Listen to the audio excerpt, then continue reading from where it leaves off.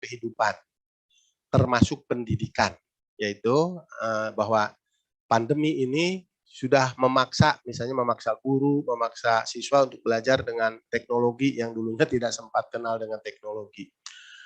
Kemudian dalam kondisi sekarang ini, siswa tidak boleh kehilangan hak belajar, atau apa yang diistilahkan oleh Mas Menteri Nadiem itu learning loss, gitu ya. Bahkan kalau saya mengistilahkan tidak hanya learning loss yang berbahaya lagi nanti kalau terjadi lost generation, gitu ya, generation loss. Sebab ketika anak-anak hanya sibuk dengan gadget, ketika anak-anak hanya sibuk dengan HP, tidak connect dengan pembelajaran, maka bisa-bisa kita kehilangan generasi bangsa yang berkualitas, yang akan meneruskan bangsa ini ke depan. Jadi itu yang harus diwaspadai oleh kita semua, terutama oleh para guru, para calon guru, dan para dosen. Oleh karena itu, dalam kondisi sekarang, guru wajib melaksanakan pembelajaran secara efektif. Sekali lagi, guru wajib melaksanakan pembelajaran secara efektif. Untuk itu, salah satunya yang pertama harus paham teknologi. Gitu ya, harus paham teknologi, terserah guru dari generasi apapun, gitu ya. Sekarang kita tidak bisa lepas dari teknologi, jadi harus paham teknologi dan paham mengoperasikannya di dalam pembelajaran. Yang kedua, hindari stres ya, hindari stres. Jadi kondisi sekarang banyak orang yang stres, baik siswa maupun guru, gitu ya, karena dipaksa tadi untuk melakukan pembelajaran dengan teknologi. Tapi ini harus dihindari seoptimal mungkin, jangan terjadi stres. Dan untuk itu, gitu ya, ciptakan manajemen pembelajaran yang tepat, yang sesuai dengan kondisi sekarang dan yang sesuai dengan kebutuhan peserta didik.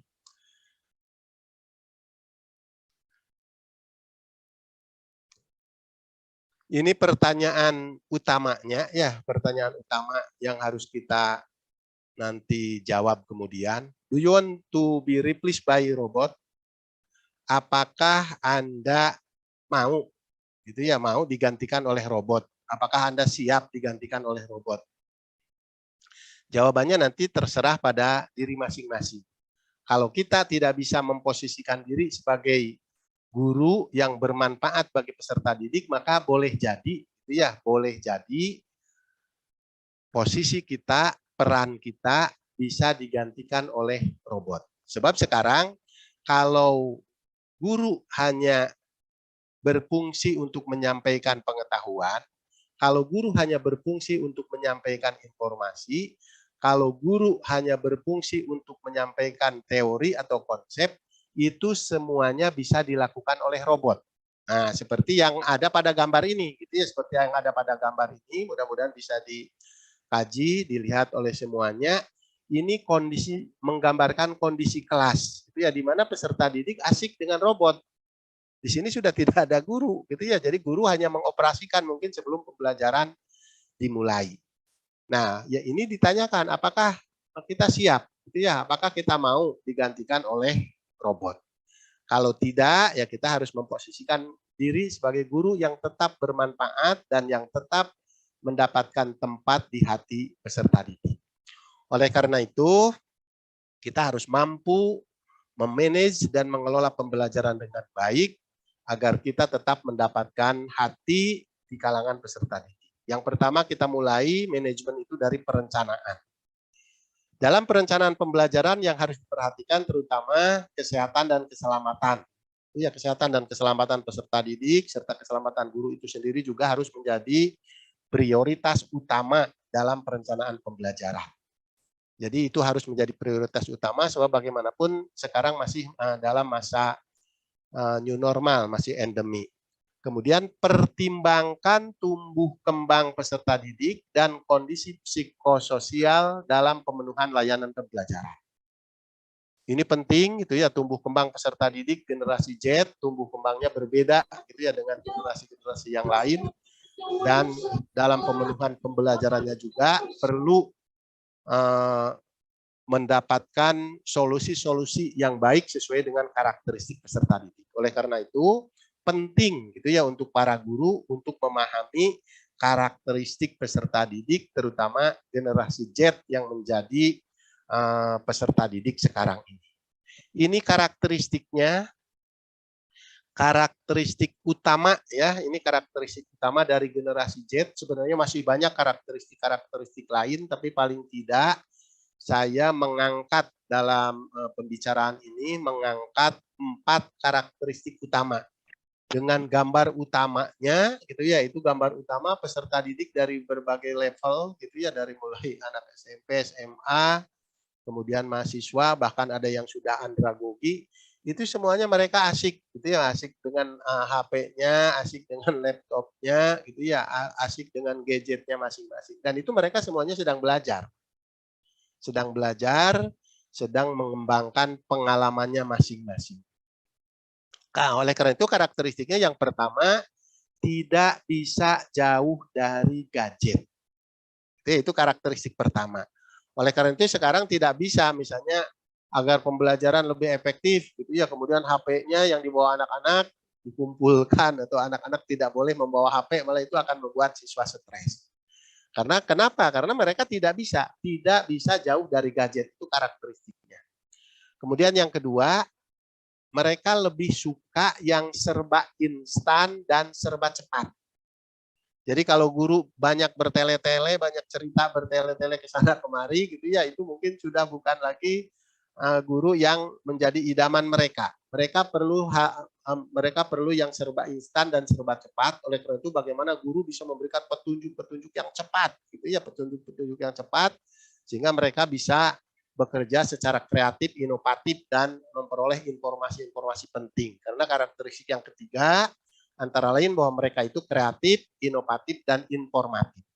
Ini yang harus dikembangkan nantinya oleh guru, gitu ya. Bagaimana guru itu bisa mengembangkan kreativitas mereka, bagaimana bisa mengembangkan kemampuan mereka dalam menghasilkan inovasi-inovasi baru, serta dalam mengembangkan informasi-informasi baru yang sesuai dengan kondisi dan karakteristik peserta didik.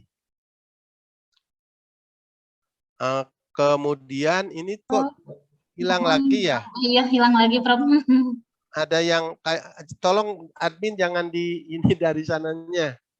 Jangan di otak-atik ya. Dibiarkan aja saya yang mengoperasikan. Ya, Prof. Ya, biarkan aja. Jadi jangan ada sentuhan dari admin dari sana. Biar saya yang mengoperasikan sendiri. Nah, kemudian ciri yang ketiga tadi, kreatif, inovatif, dan informatif. Kemudian yang keempat, mereka itu memiliki daya saing yang tinggi. Nah, yang ke-1 dan yang kedua ini bisa menjadi kelemahan, tapi bisa juga menjadi peluang. Itu ya, bisa juga menjadi peluang kalau guru bisa membaca potensi ini dengan baik.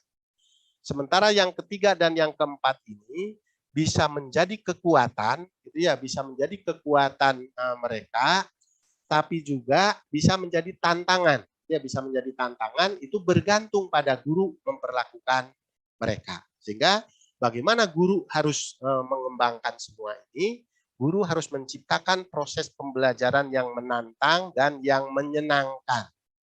Gambaran proses pembelajaran untuk anak-anak usia dini, untuk anak-anak generasi Z ini, gitu ya, dari mulai anak usia dini sampai mungkin sekarang kalau yang usia dianggap generasi Z 81 berarti sudah sampai usia yang ke-30 gitu, yang 30 tahun yang sudah piawai dengan teknologi. Ini pembelajarannya yang pertama, pembelajaran itu harus menciptakan siswa atau peserta didik untuk mengalami. Jadi upayakan peserta didik mengalami dari setiap pembelajaran yang dilakukan bersama-sama dengan guru. Jadi bukan hanya mendengar ya, tapi mereka mengalami sehingga melibatkan semua panca indera di dalam pembelajaran. Makanya Mas Menteri Nadiem kemarin gitu ya, baru-baru ini menegaskan, sekarang sudah bukan musimnya lagi pembelajaran dengan ceramah.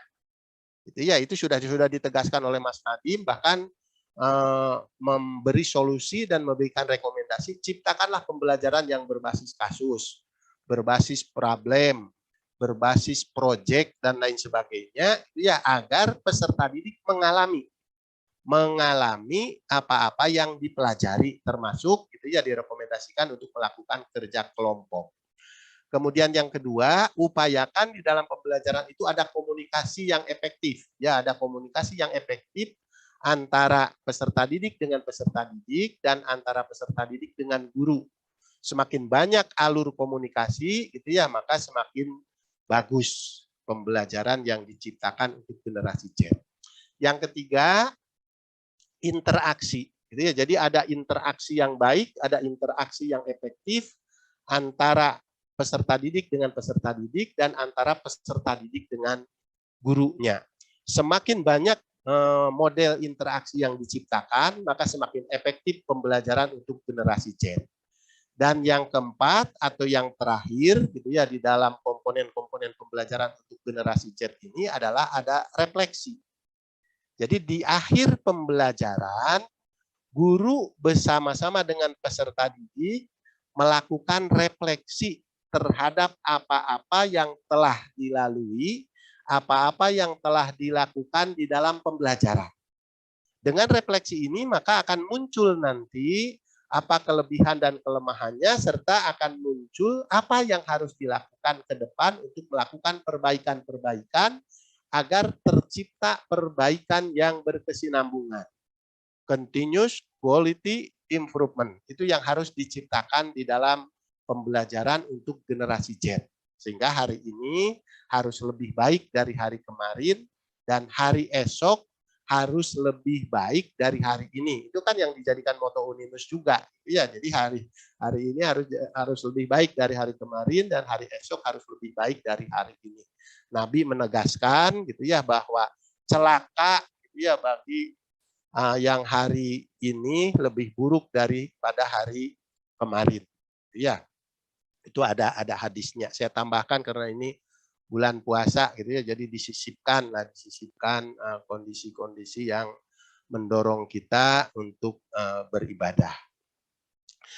Nah, dari kondisi pembelajaran mengalami komunikasi, interaksi dan refleksi, untuk bisa lebih optimal maka perlu ditunjang oleh sikap guru dan pengelolaan kelas. Gitu ya. Jadi yang pertama tadi mengalami di dalam pembelajaran siswanya, kemudian ada komunikasi yang baik, ada interaksi yang efektif, dan di akhir dilakukan refleksi serta ditunjang oleh sikap guru dan pengelolaan kelas. Ini sikap gurunya. Sikap guru yang diperlukan oleh anak-anak generasi Z, saya katakan sebagai sikap guru zaman now. Sikap guru zaman now yang pertama mendengarkan peserta didik. Jadi guru harus mampu mendengar apapun yang dikemukakan oleh peserta didik, keluhan apapun yang dikemukakan mereka harus didengar. Jadi guru harus menjadi pendengar yang baik. Bukan hanya jadi pembicara yang baik, tapi harus jadi pendengar yang baik, mendengarkan keluhan-keluhan, mendengarkan pertanyaan-pertanyaan, mendengarkan hal-hal yang disampaikan oleh peserta didik, baik secara langsung maupun tidak langsung. Kemudian yang kedua, menghargai peserta didik, menghargai pendapat peserta didik, menghargai apapun yang dikemukakan oleh peserta didik. Baik itu sesuai dengan kehendak guru maupun tidak sesuai. Baik itu sesuai dengan tema yang sedang dibahas maupun tidak sesuai. Yang sering terjadi di dalam kelas kadang-kadang kalau anak mengemukakan sesuatu yang tidak sesuai, langsung dipotong oleh guru. Wah itu tidak sesuai, gitu ya, itu tidak sesuai dengan tema kita. Padahal gurunya yang tidak bisa menjawab, misalnya gitu ya. Atau wah itu di luar pembicaraan kita, gitu ya, padahal gurunya yang belum sampai ke sana. Nah, apapun yang dikemukakan oleh peserta didik harus dihargai, ya. Termasuk katanya termasuk yang aneh atau yang nyeleneh itu tetap harus diberikan penghargaan. Kemudian yang ketiga, mengembangkan rasa percaya diri. Mengembangkan rasa percaya diri peserta didik sehingga mereka memiliki kepercayaan gitu ya dan mampu mengembangkan potensi-potensi dirinya secara optimal. Kemudian yang keempat, menanamkan rasa tidak takut salah. Yang sering terjadi Kenapa peserta didik kurang atau tidak aktif di dalam kelas? Sebab mereka takut salah apa yang dikemukakannya atau takut salah dari perilakunya. Sebab kondisi di masa lalu seringkali guru menyalahkan peserta didik. Nah, ini jangan sekali-kali guru menyalahkan peserta didik agar tidak menimbulkan rasa takut salah di kalangan peserta didik. Oleh karena itu tadi harus tetap dihargai walaupun pernyataan-pernyataan peserta didik yang salah. Sehingga tumbuh perasaan-perasaan tidak takut salah di kalangan peserta didik. Dan ini modal utama untuk menciptakan pembelajaran yang aktif dan kreatif. Kemudian yang terakhir, gitu ya, yang kelima, sikap guru zaman now itu harus memberikan tantangan. Jadi berikanlah tantangan yang seluas-luasnya kepada peserta didik. Berikan tantangan yang tinggi kepada peserta didik.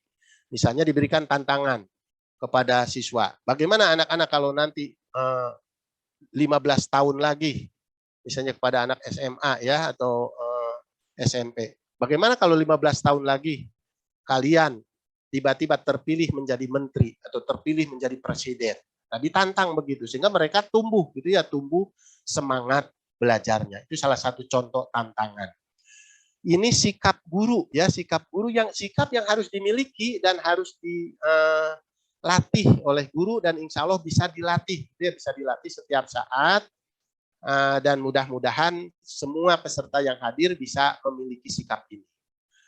Kemudian ini pengelolaan kelasnya. Jadi ya pengelolaan kelas dalam kondisi sekarang seperti tadi saya kemukakan di awal bahwa pembelajaran ke depan, terutama pembelajaran untuk generasi Z, ini tidak akan bisa lepas dari teknologi.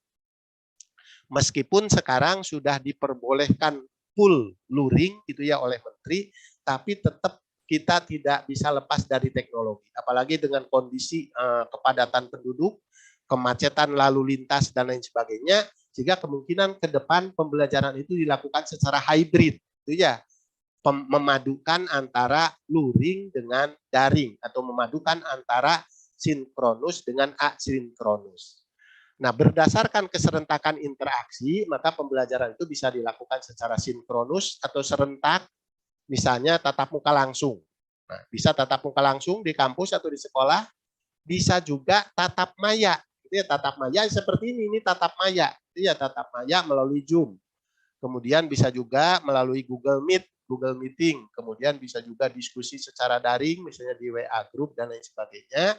Dan bisa juga melakukan tes secara serentak. Nah, ini bantuan teknologi ini sangat banyak ya yang bisa kita optimalkan, termasuk melakukan tes secara serentak dan hasilnya bisa diketahui serentak juga. Kalau dulu agak sulit gitu ya memeriksa jawaban-jawaban yang serentak, kadang-kadang susah untuk mengumumkan dalam waktu dekat. Sekarang dengan bantuan teknologi, tes bisa dilakukan secara serentak dan hasilnya pun bisa diketahui dengan cepat. Kemudian yang kedua, dari segi keserentakan ini bisa yang asinkronus. Pembelajaran asinkronus ini tidak serentak. Ya, misalnya siswa belajar melalui bahan yang dikirim. Misalnya guru bisa ngirim video atau ngirim modul melalui WA Group atau melalui GCR gitu ya, atau melalui learning management system sekolah, melalui YouTube gitu ya, melalui GCR dan lain sebagainya. Ini siswa bisa belajar sesuai dengan waktu yang dimiliki masing-masing. Hanya biasanya ditentukan tenggat waktunya, tapi di sini tidak serentak. Ya, tidak serentak, tapi semua siswa bisa belajar. Nah, ini pengelolaan kelas yang harus dikuasai oleh guru untuk bisa menciptakan dan untuk bisa mengembangkan generasi-generasi Z yang unggul. Kemudian ini yang asesmennya gitu ya, berkaitan dengan manajemen pembelajaran itu kan ada perencanaan, paling tidak pengorganisasian, pelaksanaan, kemudian evaluasi. Istilah evaluasi sekarang dikatakan dengan asesmen. Asesmen pembelajaran untuk generasi Z tetap dilaksanakan. Jadi bukan berarti tanpa asesmen atau tanpa evaluasi. Asesmen pembelajaran untuk generasi Z tetap dilaksanakan berdasarkan prinsip. Yang pertama, PELIT. Ya, PLID itu asesmen itu harus mampu menilai apa yang seharusnya dinilai, harus mampu menggambarkan kondisi yang sebenarnya. Kemudian yang kedua reliable, itu ya, yang kedua reliable apabila diulang dalam waktu yang berbeda, gitu ya, itu hasilnya akan tetap sama. Yang ketiga adil, ya, jadi yang ketiga hasil asesmen itu harus menunjukkan keadilan. Siswa yang seharusnya mendapatkan hasil yang baik, maka dia mendapatkan apresiasi atau nilai yang baik dan sebaliknya. Kemudian yang keempat fleksibel, gitu ya, fleksibel itu bisa disesuaikan dengan kondisi dan situasi dan bisa dimodifikasi sesuai dengan kebutuhan. Kemudian yang berikut otentik, gitu ya, jadi otentik itu asli, utuh dan menyeluruh serta terintegrasi antara aspek pengetahuan, keterampilan, dan sikap. Jadi semuanya tergambarkan dalam asesmen pembelajaran untuk generasi Z. Sebab boleh jadi gitu ya, di dalam kondisi sekarang ini siswa yang pinter secara pengetahuan tapi sikapnya kurang bagus. Atau siswa yang terampil gitu ya tapi pengetahuannya kurang. Nah, ini semuanya harus terintegrasi. Dan hasil dari asesmen ini digunakan oleh pendidik, oleh peserta didik, dan oleh orang tua atau wali peserta didik sebagai umpan balik dalam perbaikan pembelajaran. Itu yang paling utama ya. Jadi yang paling utama dari hasil asesmen ini adalah untuk melakukan umpan balik. Gitu ya. Untuk melakukan umpan balik terhadap pembelajaran yang telah dilakukan, seperti yang juga tadi sudah dilakukan melalui refleksi, sehingga dari umpan balik ini bisa dilakukan perbaikan-perbaikan ke depannya untuk menciptakan pembelajaran yang lebih baik lagi. Itu secara keseluruhan. Untuk tayangan berikutnya ini hanya tayangan tambahan saja, alternatif sumber belajar ya. Ini tidak saya bacakan, nanti dibagikan saja kepada peserta PowerPoint-nya. Ini alternatif sumber belajar yang bisa Bapak dan Ibu buka gitu ya untuk menambah wawasan dalam rangka melayani generasi Z sekarang ini. Ada rumah belajar Kemendikbud. Bahkan Bapak dan Ibu bisa gabung di channel YouTube saya ya, channel YouTube saya HE Mulyasa Silaturahim Project. Nah, silakan gabung di situ. Insya Allah kalau untuk manajemen pembelajaran, untuk pendidikan itu semuanya paket lengkap. Ya, jadi bisa kita belajar lebih lanjut di channel YouTube. Demikian yang bisa saya sampaikan. Mudah-mudahan memberikan wawasan, memberikan manfaat bagi berbagai pihak dan mudah-mudahan bisa dipraktekkan dalam kondisi dan situasi di sekolah masing-masing. Pas ya 20 menit. Nah, terima kasih. Assalamualaikum warahmatullahi wabarakatuh. Waalaikumsalam warahmatullahi wabarakatuh. Terima kasih kepada Bapak Profesor Dr. Haji Mulyasa MPD yang telah memaparkan materi yang sangat bermanfaat dan luar biasa sekali dengan waktu yang sangat tepat sekali, Prof. Dan tibalah saatnya